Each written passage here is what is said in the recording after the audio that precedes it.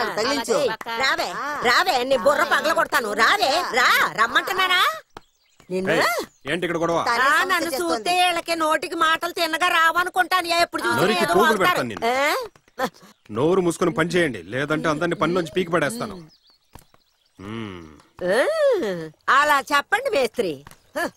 అనవసరంగా ఇతరుల లోపాలను ఎత్తి కూలి తీసుకునే వాళ్ళు వీళ్ళు. చాలే చాలే, నిన్ను కూడా కలిపే చెప్పింది. ఏమండి, రావడానికి ఆలస్యమైంది, వెళ్ళి పని చూడమంటారా? ఇదే అలవాటు అయిపోతే కష్టమే.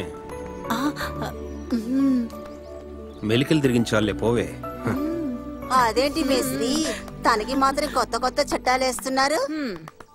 తల్లిలాగానే కదా కూతురు ఉంటుంది, మగవాళ్ళని వళ్ళ వేసుకోవడానికి నేర్పించాలా ఏంటి? అవునే, నా కూతురు అంతే. అది తెల్లగా ఉంటది, తెలివితేటలు ఉంటాయి. అది చూసి నువ్వు అసూయ పడితే ఎలా చెప్పు? అది ఈ వయసులో.